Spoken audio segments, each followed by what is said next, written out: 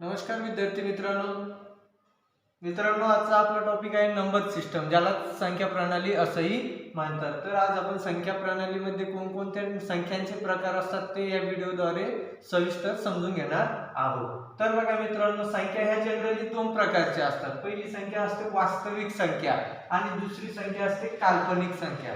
वास्तविक संख्येला इंग्लिश मध्ये रियल नंबर्स म्हटलं जातं। काय म्हणतात?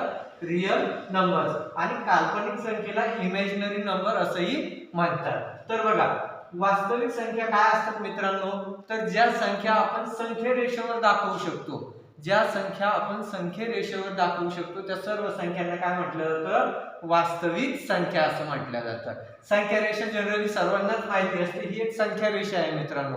संख्या रेषा सुरू होते शून्यापासून। संख्या रेषा सुरू होते शून्यापासून। शून्य हा धनही नसतो आणि ऋणही नसतो, ठीक आहे। शून्य हा आरंभ बिंदू असतो। शून्याच्या उजव्या बाजूला ज्या संख्या असतात त्या सर्व संख्या धन संख्या असतात, ज्याची सुरुवात धन 1 पासून होऊन धन अनंत पर्यंत असते। त्यानंतर शून्याच्या डाव्या बाजूला ज्या संख्या असतात त्या ऋण संख्या असतात मित्रांनो। वजा 1 पासून सुरू होऊन वजा अनंत पर्यंत त्या संख्या असतात। तर वास्तविक संख्या कशाला म्हणायचं, तर ज्या संख्या आपण ह्या संख्या रेषेवर दाखवू शकतो त्या सर्व संख्यांना काय म्हणतात? वास्तविक संख्या। आता वास्तविक संख्येचे उदाहरण सांगायचं झालं म्हणजे एक हा एक नैसर्गिक संख्या आहे मित्रांनो। एक काय आहे? नैसर्गिक संख्या आहे, बरोबर। तर एक ही आपण या संख्या रेषेवर दाखवू शकतो का? तर अगदी दाखवू शकतो। हे बघा, या ठिकाणी काय लिहिलेलं आहे? एक लिहिलेलं आहे। म्हणजे ह्या नैसर्गिक संख्या ज्या असतात, नैसर्गिक संख्या कोणकोणत्या असतात ते बघूया आपण। सर्व संख्यांचे प्रकार काय काय असतात, त्यामध्ये काय वेगवेगळं असतं ते सगळं बघूया, ठीक आहे। सर्वात अगोदर बघा, एक ही एक नैसर्गिक संख्या आहे। ती संख्या आपण या संख्या रेषेवर दाखवू शकतो, म्हणून नैसर्गिक संख्या पण काय आहे? एक प्रकारची वास्तविक संख्या आहे। त्यानंतर शून्य। शून्य एक पूर्ण संख्या आहे मित्रांनो। शून्य काय आहे? एक पूर्ण संख्या आहे। शून्य ही आपण संख्या रेषेवर दाखवू शकतो का? तर दाखवू शकतो। या ठिकाणी एक शून्य आहे, बरोबर। त्यानंतर बघा, -7। -7 एक पूर्णांक संख्या आहे। -7 काय आहे? पूर्णांक संख्या आहे। ती आपण संख्या रेषेवर दाखवू शकतो का? तर अगदी बरोबर आहे, दाखवू शकतो। -3, -4, -5, -6, -7 म्हणजे -7 सुद्धा आपण संख्या रेषेवर दाखवू शकतो। त्यानंतर बघा, 3/5 किंवा 5/2 ह्या सर्व संख्या काय असतात मित्रांनो? ह्या परिमेय संख्या आहे। परिमेय संख्या काय असतात? ज्या संख्या आपण m भागिले n या स्वरूपात लिहू शकतो त्या सर्व संख्या परिमेय संख्या असते। तर 5/2 ही काय आहे? परिमेय संख्या आहे। 5/2 म्हणजेच काय? तर 2.5, बरोबर। आता 2.5 कुठे येणार या संख्या रेषेवर? तर एक्झॅक्ट 2 आणि 3 च्या मधोमध या ठिकाणी 2.5 येणार। म्हणजे थोडक्यात सांगायचं म्हणजे काय, तर जेवढ्याही परिमेय संख्या असतात, जेवढ्याही पूर्णांक संख्या असतात, पूर्ण संख्या असतात, नैसर्गिक संख्या असतात, ह्या सर्वच्या सर्व संख्या कुठे येतात? वास्तविक संख्यांमध्ये येतात। त्यानंतर वर्गमुळात 2 ही एक अपरिमेय संख्या आहे। वर्गमुळात 2 काय आहे? एक अपरिमेय संख्या आहे। ही संख्या सुद्धा आपण पायथागोरसच्या प्रमेयानुसार संख्या रेषेवर दाखवू शकतो, ठीक आहे। त्यामुळे वास्तविक संख्यामध्ये कोणकोणत्या संख्या येतात? तर परिमेय संख्या, अपरिमेय संख्या। परिमेय संख्यामध्ये कोणकोणत्या संख्या असतात? तर पूर्णांक संख्या असतात, पूर्ण संख्या असतात, नैसर्गिक संख्या सुद्धा असतात। त्यानंतर ज्या सम संख्या, विषम संख्या, त्यानंतर मूळ संख्या, मूळ संख्या किंवा कंपोजिट नंबर जे असतात ते सर्वचे सर्व वास्तविक संख्येमध्ये येतात, म्हणजे रियल नंबर्स मध्ये येतात। तर आपण एका एका संख्येचा प्रकार आपण सविस्तर बघूया, ठीक आहे। तर बघा मित्रांनो, आता सर्वात अगोदर सुरू करूया नैसर्गिक संख्येपासून। कशापासून? नैसर्गिक संख्या। नैसर्गिक संख्या कशाला म्हणायचं? तर जी संख्या संख्या रेषेवर 1 पासून सुरू होते, बघा, जी संख्या संख्या रेषेवर 1 पासून सुरू होऊन धन अनंत पर्यंत असतात त्या सर्व संख्यांना आपण काय म्हणतो? नैसर्गिक संख्या म्हणतो। नैसर्गिक संख्या म्हणजेच काय? तर 1 पासून ज्या संख्या सुरू होऊन धन अनंत पर्यंत असतात ह्या सर्व संख्यांना काय म्हटलं जातं? नैसर्गिक संख्या, किंवा नैसर्गिक संख्येला इंग्लिश मध्ये काय म्हणतात? नॅचरल नंबर असं म्हणतात, ठीक आहे। त्यानंतर असते पूर्ण संख्या। आता पूर्ण संख्या कशाला म्हणायचं? तर पूर्ण संख्या ही शून्यापासून सुरू होते। शून्यापासून ज्या संख्या धन अनंत पर्यंत असतात ह्या सर्व संख्यांना काय म्हटलं जातं? पूर्ण संख्या असं म्हटलं जातं. बघा पूर्ण संख्या कुठून सुरू होणार, शून्यापासून सुरू होऊन 1 2 3 असं अनंत पर्यंत राहणार, धन अनंत पर्यंत राहणार. बघा आता पूर्ण संख्यामध्ये नैसर्गिक संख्या सुद्धा आल्या, कारण नैसर्गिक संख्या कोणत्या असतात 1 2 3 अशा अनंत पर्यंत असतात. आणि पूर्ण संख्येमध्ये शून्यापासून सुरुवात होऊन नैसर्गिक संख्या सुद्धा पूर्ण संख्यामध्ये येतात, म्हणून आपण या ठिकाणी अशा प्रकारे ते दाखवलेलं आहे. पूर्ण संख्यांमध्ये पूर्ण नैसर्गिक संख्या सुद्धा येतात. ठीक आहे. त्यानंतर बघा तिसरा प्रकार असतो संख्यांचा पूर्णांक संख्या. तिसरा प्रकार कोणता, पूर्णांक संख्या. आता पूर्णांक संख्या कशाला म्हणायचं मित्रांनो, तर ज्या संख्या ऋण अनंतापासून सुरू होऊन धन अनंत पर्यंत असतात. बघा ज्या संख्या ऋण अनंतापासून सुरू होऊन धन अनंतापर्यंत असतात, ह्या सर्व संख्यांना आपण पूर्णांक संख्या असं म्हणतो. पूर्णांक संख्या कशाला म्हणायचं, तर ज्या संख्या ऋण अनंतापासून सुरू होऊन धन अनंतापर्यंत असतात त्या सर्व संख्यांना आपण पूर्णांक संख्या म्हणतो. तर पूर्णांक संख्या कोणत्या, तर ऋण अनंतापासून संख्या ज्या सुरू होऊन धन अनंतापर्यंत असतात ह्या सर्व संख्यांना काय म्हटलं जातं, पूर्णांक संख्या असं म्हणतात. पूर्णांक संख्याला इंग्लिश मध्ये काय म्हणतात, तर इंटिजर. काय म्हणतात, इंटिजर म्हणतात. आता बघा मुलांना, काही मुलांना कन्फ्युजन होतं पूर्णांक आणि अपूर्णांक यामध्ये फरक काय. तर पूर्णांक संख्या काय असते, ती संख्या स्वतःमध्ये पूर्ण संख्या असते. जसं की 1 हा स्वतःमध्ये पूर्ण संख्या आहे. त्यानंतर 5 पण एक काय आहे, पूर्ण संख्या आहे. त्यानंतर सपोज 75 सुद्धा एक पूर्ण संख्या आहे. -7 सुद्धा काय आहे, संख्या पूर्ण संख्या आहे. अपूर्णांक संख्या कोणत्या असतात, जसं की 2.5 3.7 -2.4 -19.2. तर ज्या संख्यांमध्ये पॉइंट येतो, दशांश चिन्ह येतं, त्याला काय म्हटलं जातं, अपूर्णांक संख्या. दशांश अपूर्णांक संख्या असं म्हटलं जातं. पूर्णांक संख्या काय, तर जी संख्या स्वतःमध्ये पूर्ण संख्या असते त्या संख्येला काय म्हटलं जातं, पूर्णांक संख्या म्हटलं. तर बघा मित्रांनो, नैसर्गिक संख्या काय असतं ते तुम्हाला कळालंच असेल. ज्या संख्या 1 पासून सुरू होऊन धन अनंत पर्यंत असतात त्या नैसर्गिक संख्या असतात. त्यानंतर पूर्ण संख्या काय, तर 0 पासून ज्या संख्या सुरू होऊन धन अनंत पर्यंत असतात त्या सर्व संख्या पूर्ण संख्या असतात. त्यानंतर असतात पूर्णांक संख्या. पूर्णांक संख्या कशाला म्हणतो आपण, ऋण अनंतापासून ज्या संख्या सुरू होऊन धन अनंतापर्यंत असतात त्या सर्व संख्या पूर्णांक संख्या असतात. ठीक आहे. त्यानंतर बघायचंय मित्रांनो आपल्याला परिमेय संख्या कशाला म्हणतात. काय बघायचंय, परिमेय संख्या कशाला म्हणतात. परिमेय संख्याला इंग्लिश मध्ये रॅशनल नंबर असं म्हटलं जातं. काय म्हटलं जातं, रॅशनल नंबर. तर परिमेय संख्या कशाला म्हणायचं, तर ज्या संख्या आपण m भागिले n ह्या स्वरूपात लिहू शकतो, m भागिले n ह्या स्वरूपात लिहू शकतो, त्या सर्व संख्यांना परिमेय संख्या असं म्हणतात. बघा ज्या संख्या आपण m भागिले n या स्वरूपात लिहू शकतो त्या सर्व संख्यांना काय म्हटलं जातं, परिमेय संख्या असं म्हणतात. आता बघा 2 ही एक नैसर्गिक संख्या आहे किंवा पूर्ण संख्या आहे किंवा पूर्णांक संख्या आहे. आता ह्या 2 ला आपण 2 भागिले 1 असं लिहू शकतो का, तर अगदी बरोबर आहे, असं लिहू शकतो. म्हणून 2 सुद्धा काय झालेलं आहे, एक प्रकारची परिमेय संख्या झालेली आहे.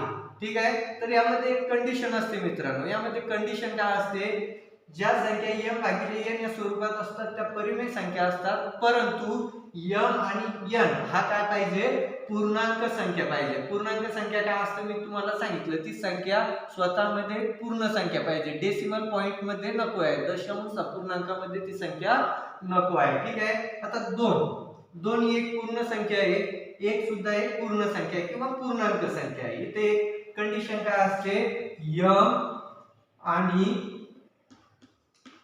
n ही पूर्णांक संख्या हवी, पूर्णांक संख्या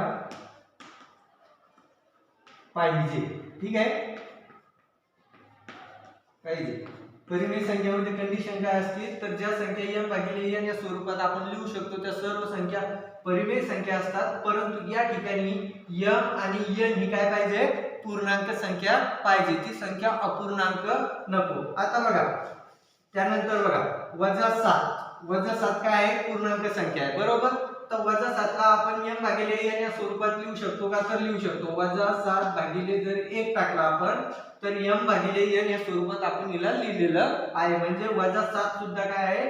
एक परिमेय संख्या आहे. त्यानंतर बघा -27 ला आपण -27 भागिले 1 असं लिहू शकतो. म्हणून -27 सुद्धा काय आहे?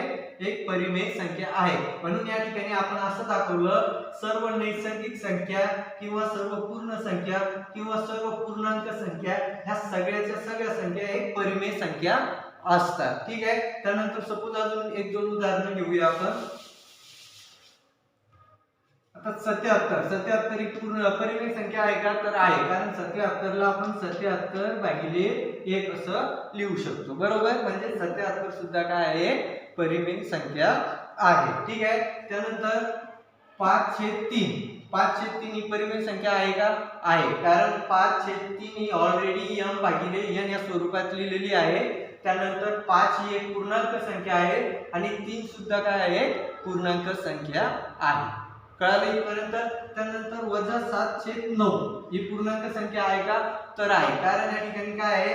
-7 एक पूर्णांक संख्या आहे आणि ह्या संख्या m भागिले n या स्वरूपामध्ये आहे. परंतु जर आपण असं लिहिलं 0.5 भागिले 7.2 मग ही पूर्णांक संख्या आहे का? सॉरी, परिमेय संख्या आहे का?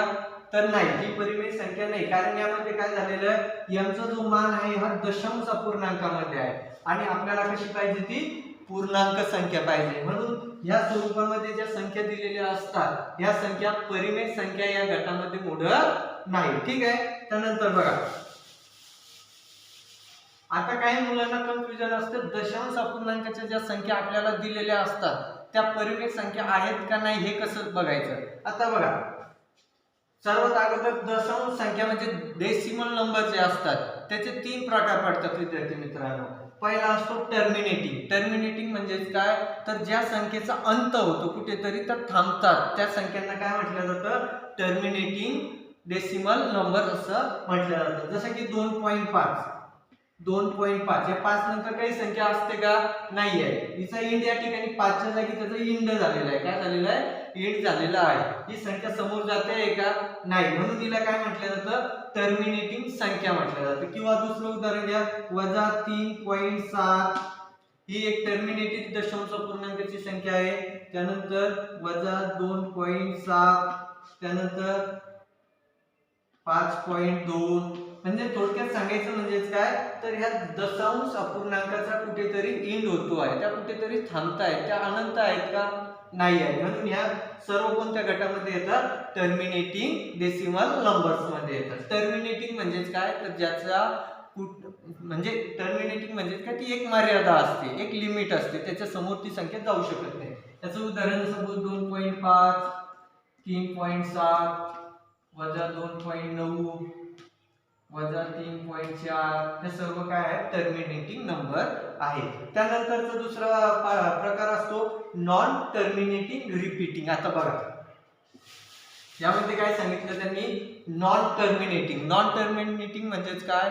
त्याचा कुठेही अंत होत नाही, त्या कंटिन्युअसली लांबत जातात. ठीक आहे. दशांश अपूर्णांकाची संख्या ज्या कंटिन्युअसली लांबत जातात, त्याचा कुठेही अंत होत नाही, त्या संख्यांना काय म्हटलं जातं? नॉन टर्मिनेटिंग डेसिमल नंबर्स म्हटलं जातं. इथे काय आहे बघा, नॉन टर्मिनेटिंग रिपीटिंग म्हणजे त्यात नॉन टर्मिनेटिंग आहे, त्याचा अंत कुठेही नाही, परंतु त्या कशा आहेत? रिपीटिंग आहेत, परत परत परत त्याच संख्या येत आहेत. म्हणजे उदाहरण बघा, जसं की 1/3 आहे. 1/3 चा आपण ज्यावेळेस भागाकार करायला जातो त्यावेळेस काय होतं? 0.333333 असं कुठेपर्यंत जातं? हे अनंत पर्यंत जातं. या ठिकाणी भागाकार 0 कधीही येत नाही, हे अनंत पर्यंत जाणार. या ठिकाणी बाकी एकच येत राहणार आणि ते कंटिन्युअसली 3 कंटिन्युअस होत जाणार. म्हणजे ह्या संख्यांना काय म्हटलं जातं? या संख्यांना म्हटलं जातं नॉन टर्मिनेटिंग रिपीटिंग. त्यात टर्मिनेट होत नाहीये, परंतु काय होत आहे? रिपीट होत आहे. या ठिकाणी 3 हा काय होत आहे? कंटिन्युअसली रिपीट होत आहे. म्हणून यांना काय म्हटलं जातं? Non terminating repeating. कळालं इथपर्यंत? म्हणजे 0.333 असं कंटिन्युअस असेल. ठीक आहे. त्यानंतर दुसरं उदाहरण घ्या, 0.5656 0.565656 असं कंटिन्यूअस जाणार आहे, ठीक आहे. याचा कुठेही अंत होणार नाही आणि हे 56 56 56 हे कंटिन्युअसली रिपीट होत राहणार. काय होत राहणार आहे? रिपीट. म्हणून हा सुद्धा संख्या ही आहे नॉन टर्मिनेटिंग रिपीटिंग मध्ये मोडते, ठीक आहे. तिसरा दशांश अपूर्णांकाचा प्रकार जो असतो नॉन टर्मिनेटिंग नॉन रिपीटिंग. आता बघा तिसरा प्रकार कोणता? नॉन टर्मिनेटिंग, म्हणजे तोही टर्मिनेट होत नाही, त्याचाही कुठे अंत नसतो. परंतु दुसरा शब्द काय आहे त्यामध्ये? नॉन रिपीटिंग, म्हणजे अंतही होत नाही आणि संख्या रिपीटही होत नाही. अशा उदाहरणाला काय म्हटलं जातं? Non terminating non repeating decimal number. त्याचं उदाहरण बघा. सपोज 0.42532 0.5376 असं कंटिन्युअसली चालत राहणार आहे. यामध्ये एकही संख्या रिपीट होते आहे का? रिपीट म्हणजे 30 संख्या परत परत रिपीट येते आहे का? नाही. या ठिकाणी प्रत्येक पॉइंटला संख्या चेंज होते, काहीतरी वेगळी संख्या येत आहे. म्हणून याला काय म्हटलं जातं? Non terminating non repeating decimal numbers म्हटलं जातं. काय म्हटलं जातं? Non terminating non decimal numbers म्हटलं जातं. कळालं? हे 3 उदाहरण लिहून घ्या. टर्मिनेटिंग मध्ये 2.5 3.7 वजा 2.9 याचा कुठेतरी अंत होतो आहे म्हणून याला टर्मिनेटिंग म्हटलं जातं. त्यानंतर याला नॉन टर्मिनेटिंग रिपीटिंग म्हटलं जातं. यामध्ये रिपीट होती संख्या म्हणून याला काय म्हटलं जातं? Non terminating repeating. आणि तिसरी काय आहे? Non terminating non repeating decimal number, जो की हा आहे. कळालं? आता बघा मित्रांनो, डेसिमल किंवा दशांश संख्येचे पहिले जे 2 प्रकार असतात, बघा, टर्मिनेटिंग आणि नॉन टर्मिनेटिंग रिपीटिंग, हे दोनही प्रकार हे परिमेय संख्यामध्ये मोडतात. कशामध्ये मोडतात? परिमेय संख्यामध्ये मोडतात. का मोडतात परिमेय संख्यामध्ये? कारण हे दोनही प्रकार आपण m भागिले n ह्या स्वरूपात लिहू शकतो. आता बघा ते कसे लिहू शकतो तर आता बघा हे काय आहे? 2.5 बरोबर. 2.5 हा टर्मिनेटिंग डेसिमल पॉइंट आहे. आता 2.5 ला आपण 25/10 असं लिहू शकतो का? अगदी लिहू शकतो, बरोबर. आता हा बघा m भागिले n ह्या स्वरूपामध्ये झालेला आहे आणि या ठिकाणी 25 हा पूर्णांक संख्या आहे आणि 10 सुद्धा काय आहे? पूर्णांक संख्या आहे. कळालं इथपर्यंत? त्यानंतर बघा वजा 3.4 याला कसं लिहू शकतो आपण? वजा 34/10 बरोबर. किंवा दुसरं उदाहरण तर बघा हे तिसरं उदाहरण बघा. इथे काय दिलेलं आहे? 2.57 दिलेलं आहे. याला आपण कसं लिहू शकतो? m भागिले n या स्वरूपामध्ये 257/100 लिहू शकतो ना? अगदी बरोबर. आणि 257 हे पूर्णांक संख्या आहे आणि 100 सुद्धा काय आहे? पूर्णांक संख्या आहे. कळालं इथपर्यंत? त्यानंतर बघा म्हणून टर्मिनेटिंग ज्या संख्या असतात, टर्मिनेटिंग दशांश अपूर्णांकाच्या ज्या संख्या असतात त्या संख्या कशामध्ये मोडतात? परिमेय संख्यामध्ये मोडतात. त्यानंतर बघा नॉन टर्मिनेटिंग रिपीटिंग. आता बघा 0.3333 असा अनंत असतो, बरोबर. या ठिकाणी 3 हा रिपीट होत आहे म्हणून याला काय म्हणतात? नॉन टर्मिनेटिंग रिपीटिंग म्हणतात, ठीक आहे. आता याला आपण कसं लिहू शकतो? 0.3 बार बरोबर असं लिहू शकतो. किंवा याला काय लिहू शकतो आपण? 3/9. किंवा दुसरं उदाहरण घ्या 0.56 56 हे अनंत चालणार आहे, ठीक आहे. या ठिकाणी मग याला कसं लिहू शकतो आपण? 0.56 बार लिहू शकतो असं 0.56 बार. आणि यालाच कसं लिहू शकतो आपण? 56/99. बघा 56 पूर्णांक संख्या आहे, 99 ती सुद्धा एक पूर्णांक संख्या आहे. म्हणजे त्या ठिकाणी काय सांगायचं आहे तर ज्या रिपीटिंग संख्या असतात त्यांना सुद्धा आपण m भागिले n या स्वरूपात लिहू शकतो. म्हणून नॉन टर्मिनेटिंग रिपीटिंग हे दशांश अपूर्णांकाच्या संख्या सुद्धा कशामध्ये येतात? परिमेय संख्यामध्ये येतात. कळालं मित्रांनो? त्यानंतरचा तिसरा प्रकार कोणता असतो दशांश अपूर्णांकाचा? Non terminating non repeating. त्या टर्मिनेटही होत नाही आणि रिपीटही होत नाही. त्याचं उदाहरण घ्या 0.57324235 काहीतरी असं, ठीक आहे. त्यामध्ये संख्या रिपीट होत आहेत का? नाही. नाही तुम्ही म्हणसाल जर इथे 5 आलं, इथे 5, इथे 5 रिपीट होतात. नाही, असं नाही. क्रमानुसार रिपीट होत नाही, म्हणून यांना काय म्हटलं जातं? Non terminating, non repeating. आता याचा अंत कुठेही नाहीये, ह्या अनंत आहे, कुठेही जाऊ शकते, याचा अंत आतापर्यंत झालेला नाही. तर ह्या संख्यांना आपण m भागिले n या स्वरूपात लिहू शकत नाही. अशा संख्यांना आपण m भागिले n या स्वरूपात लिहू शकत नाही. म्हणून दशांश अपूर्णांकाचा तिसरा प्रकार जो असतो नॉन टर्मिनेटिंग, नॉन रिपीटिंग, हा कशामध्ये येतो? अपरिमेय संख्यामध्ये येतो, इरॅशनल नंबर मध्ये येतो. कळालं? कळालं का? ठीक आहे. कळालं? ज्या संख्या रिपीटही होत नाही आणि टर्मिनेटही होत नाही अशा संख्या असतात अपरिमेय संख्या मध्ये असतात. त्यानंतर बघा, अपरिमेय संख्येमध्ये अजून कोणत्या संख्या असतात? तर वर्गमूळ, ज्या संख्यांचं वर्गमूळ निघत नाही त्या सर्व संख्या कशामध्ये असतात? अपरिमेय संख्यामध्ये असतात. सपोज वर्गमुळात 2, याचं वर्गमूळ काढून बघा, नॉन टर्मिनेटिंग, नॉन रिपीटिंग संख्या काहीतरी येईल, ठीक आहे. त्यानंतर वर्गमुळात 3, वर्गमुळात 5, वर्गमुळात 7, या संख्यांचं वर्गमूळ निघत नाही. म्हणून ह्या सर्व ज्या वर्गमुळातल्या संख्या असतात, ज्यांचं वर्गमूळ निघत नाही, अशा सर्वच्या सर्व संख्या अपरिमेय संख्यामध्ये मोडतात. एकतर वर्गमुळातल्या ज्यांचं वर्गमूळ निघत नाही त्या सर्व संख्या अपरिमेय संख्यामध्ये मोडतात. त्यानंतर ज्या दशांश अपूर्णांकामध्ये ऑलरेडी दिलेल्या असतात परंतु त्या नॉन रिपीटिंग असतात, कशा असतात? नॉन टर्मिनेटिंग, नॉन रिपीटिंग असतात, त्या संख्या सुद्धा कशामध्ये येतात? अपरिमेय संख्यामध्ये येतात, ठीक आहे.